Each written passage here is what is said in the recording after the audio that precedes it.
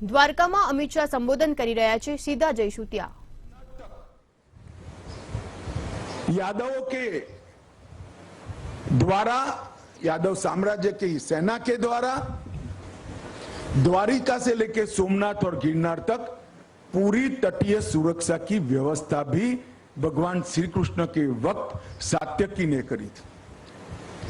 और आज मोदी जी की कल्पना से समग्र देश की तटीय सुरक्षा का प्रशिक्षण का काम उसी श्री कृष्ण की भूमि ओखा में हो रहा है। ये मेरे लिए तो कम से कम बहुत आनंद का विषय है। यहां पर 28 मई को फुल फ्लेज एकेडमी बनाने का निर्णय किया गया। मैं इस भूमि पर आया था निर्णय करने से पहले। भूमि देखकर डर लगे ऐसा माहौल था कि यहां प्रशिक्षण कैसे हो पाएगा, मगर मैं सुजोलाल 1000 से लेकर सोमनाथ और गिरनार तक पूरी तटीय सुरक्षा की व्यवस्था भी भगवान श्री कृष्ण के वक्त सात्यकी ने करी। और आज मोदी जी की कल्पना से समग्र देश की तटीय सुरक्षा का प्रशिक्षण का काम उसी श्री कृष्ण की भूमि ओखा में हो रहा है। ये मेरे लिए तो कम से कम बहुत आनंद है। यहां पर 28 मई को फुल फ्लेज एकेडमी बनाने का निर्णय किया गया। मैं इस भूमि पर आया था निर्णय करने से पहले। भूमि देखकर डर लगे ऐसा माहौल था कि यहां प्रशिक्षण कैसे हो पाएगा, मगर मैं सुजोलाल 1000 और इनके आईजी जो है हमारे गुजरात क्षेत्र के, दोनों को बहुत बहुत मनपूर्वक साधुवाद देना चाहता हूं कि केवल 1 साल के समय में आज उन्होंने यहां पर एक कर दिखाया है जो असंभव था। मेरे मन में तो मोह था कि एकेडमी गुजरात में रहे। अब मैं मंत्री था, मैंने निर्णय कर लिया। बल्ला जी कुछ बोले नहीं, मगर जैसे हमारे आईएएस अफसरों की स्टाइल होती है, साहब बहुत कठिन भूमि है, हो पाएगा नहीं हो पाएगा, ऐसा कर बोल बोलते थे। मैंने बोला बल्ला जी निर्णय कर लो तो हो जाएगा, और आज हो गया। और आज उसका भविष्य लगभग 4 फुट नीची जमीन को ऊपर उठाने का एक भगीरथ कार्य बीएसएफ के जवानों ने 1 साल के अंदर पूरा किया है। और यहां पर पूरे देश भर में तटीय पुलिस स्टेशन के कर्मियों की संख्या का योग करें, इसका टोटल करें तो 12,000 होते हैं। जब एक एकेडमी फुल फ्लेज काम करती हो जाएगी, 1 साल में 3,000 लोगों की ट्रेनिंग की व्यवस्था इस एकेडमी के अंदर है। इसका मतलब 4 साल में 100% भारत के तटीय सुरक्षा करने वाले सभी कर्मी की यहां पर ट्रेनिंग समाप्त। तो एक प्रकार से तटीय सुरक्षा को सुनिश्चित करने वाला एक महत्वपूर्ण काम आज नरेंद्र मोदी जी की दीर्घ दृष्टि और दृढ़ निश्चय के कारण हो रहा है। और मेरा भी सौभाग्य है कि इसमें मुझे सम्मिलित होने का मौका मिला। आज यहाँ पर बीएसएफ की अलग अलग 5 कंपनी आउटपोस्ट और एक 18वीं वाहिनी के आउटपोस्ट टावर का उद्घाटन हुआ है। लगभग 56 करोड़ के खर्चे से पाकिस्तान की सीमा को सटकर हमारे सजग प्रहरी अब बड़ी सुविधा के साथ वहां रह पाएंगे और देश की सुरक्षा को सुनिश्चित करेंगे। इसका मुझे बहुत बड़ा आनंद है। और मैं हमेशा बीएसएफ के जवानों को कहता हूं, क्योंकि बॉर्डर पर बीएसएफ तैनात है, इसलिए मैं दिल्ली में चैन की नींद रात को सोकर देश को सुरक्षित। बीएसएफ का जो इतिहास है, देश की एक इंच जमीन के लिए अपने शरीर का रक्त का अंतिम बिंदु बहा देने तक पराक्रम की पराकाष्ठा बीएसएफ के जवानों ने कई मौकों पर युद्ध के समय पर सेना टेक ओवर करती है तब बीएसएफ को वापिस जाना होता है, मगर कई ऐसे मौके हैं जहां पर बीएसएफ के जवानों ने अपनी देशभक्ति के कारण वापिस जाना मुनासिब नहीं समझा, सेना के कंधों से कंधा मिलाकर दुश्मनों का सामना। और एक बीएसएफ की वीरता था, समग्र देश के बच्चों को। और आज बीएसएफ के जवानों के लिए जिस प्रकार की सुविधा यहां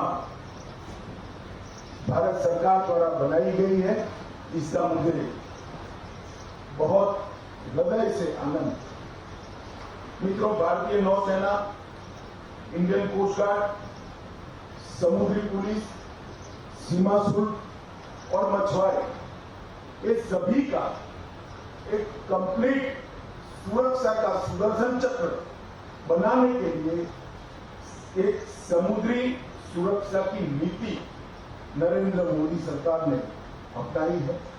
खुले समंदर में भारतीय नौसेना के जहाज और विमानों के द्वारा सुरक्षा की जाती है। मध्यस्थ तरीब के समंदर में भारतीय नौसेना और तटरक्षक बल इसको अंजाम देते हैं। टेरिटोरियल वाटर के अंदर बीएसएफ की वाटर विंग इसको अंजाम देती है और गांव में मेरा देशभक्त मछुआरा सूचना का माध्यम बनकर देश की सुरक्षा को सुनिश्चित करता है। और ये सभी आयामों पर भारत सरकार ने एक सुगठित तटीय सुरक्षा की नीति अपनाई है और एक इंटीग्रेटेड विचार कर बनाई गई नीति और रणनीति के माध्यम से हमारे तट को सुरक्षित करने का काम किया है। मैं इतना ही कहना चाहता हूं कि हमारे देश में तटीय सुरक्षा की कोताही के कारण ढेर सारे दुष्परिणामों को भोगा। बॉम्बे ब्लास्ट को देश का कोई राष्ट्रभक्त नागरिक भूला नहीं सकता।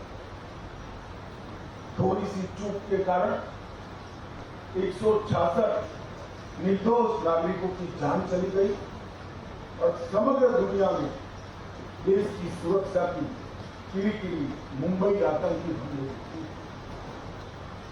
ये तटीय सुरक्षा की सर्वग्राही नीति के बाद मैं मानता हूं कि ऐसी घटनाओं को करना दुश्मन के लिए प्रयास अगर वो करेंगे तो दांत खट्टे करने वाले जवाब हैं। और इसके लिए इनका प्रशिक्षण बहुत महत्वपूर्ण है। कुल मिलाकर कई स्तंभों पर तटीय सुरक्षा की नीति को हमने आलेखित किया है। तटीय सुरक्षा और इंटेलिजेंस के मामले में समन्वय और संवाद, संयुक्त तटीय गश्त द्वारा पेट्रोलिंग के प्रोटोकॉल तय कर निश्चित समय अंतराल पर पेट्रोलिंग की व्यवस्था, मछुआरों की सुरक्षा, 10 लाख से ज्यादा क्यूआर कोड वाले आधार कार्ड मछुआरों को दिए जाना, 1537 फिश लीडिंग पॉइंट पर सुरक्षा की व्यवस्था को सुनिश्चित करना और ब्लू इकोनॉमी के लिए बनाए हुए सभी मत्स्य बंदरों पर भी सुरक्षा सुनिश्चित करना। ये सारी चीजों को जोड़कर तटीय सुरक्षा के लिए एक अभेद्य दुर्ग बनाने का काम भारतीय जनता पार्टी की नरेंद्र मोदी सरकार। मित्रों, ગુજરાતમાં આવ્યો છું ત્યારે ગુજરાતનો છું, અહીંયા જન્મ્યો, અહીંયા જ મોટો છું। 1982 માં હું પોરબંદર વિદ્યાર્થી પરિષદના કામથી આવ્યો અને કોઈના ફટફટિયા પર બેસીને પોરબંદર કેશોદથી જતો। પોરબંદર જિલ્લો ચાલુ થયો ત્યાં એક બોર્ડ માર્યું કે પોરબંદરની સીમા શરૂ થાય છે અને કાયદો અને વ્યવસ્થાની સીમા અહીંયા પૂરી થાય. કોંગ્રેસના રાજમાં પોરબંદરની જેલ નોટિફિકેશન કાઢીને બંધ કર્યું. પોરબંદર દરેક પ્રકારની દાણચોરીનું સમગ્ર ભારતનું કેન્દ્ર બન્યું. અને જ્યાંથી નરેન્દ્ર મોદી સરકાર આવી એ બોર્ડ ઉતરી ગયું, જેલ ચાલુ થઈ ગઈ અને દાણચોરો ઉચાળા ભરીને બીજા રાજ્યોમાં. નરેન્દ્રભાઈએ ગુજરાતને સુરક્ષિત કરવાનું કામ, ચાહે કચ્છની જમીની સીમા હો, સરક્રીક હો, હરામી નાળું હોય કે પોરબંદરનો દરિયાકાંઠો હોય કે દ્વારકા, ઓખાના, જામનગરના, સલાયાના દરિયાકાંઠા, એને સુરક્ષિત કરવાનું કામ ભારતીય જનતા પાર્ટીની સરકાર અને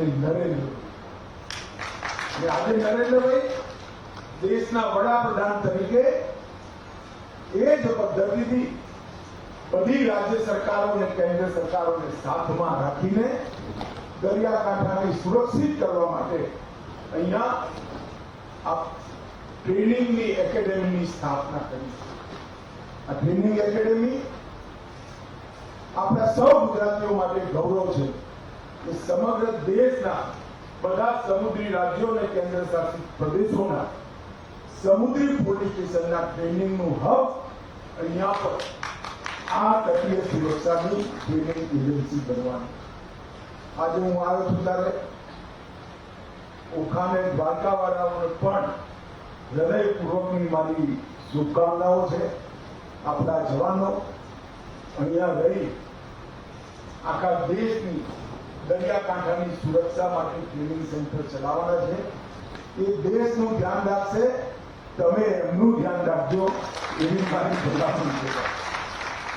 કેમ કે બીએસએફના જવાનો જ્યાં રહે છે પોતાના ઘરથી સેંકડો કિલોમીટર દૂર છે. ના મા હોય, બાપ હોય, ના પત્ની હોય, ના બાળક હોય, ના બહેન હોય, એ પણ આપણા આપણા માટે જ પોતાના જીવનના જુવાની કાળના સુવર્ણ વર્ષો દરિયાકાંઠા અથવા તો જમીનની સીમા પર કાઢતા હોય. અને સૌરાષ્ટ્રમાં, ગુજરાતમાં ને એમાંય પાછા સૌરાષ્ટ્રમાં આપણા મહેમાનોને ધ્યાન રાખવા માટે હું ભલામણ કરીને જવા માંગુ છું. આપ સૌ ઓખા દ્વારકાના नागरिकों ने पीएसएफ के सभी सुरक्षा कर्मियों को मेरी मन से बहुत बहुत शुभकामनाएं, बधाई. मेरे साथ फिर से एक बार बोलिए, भारत माता की, भारत माता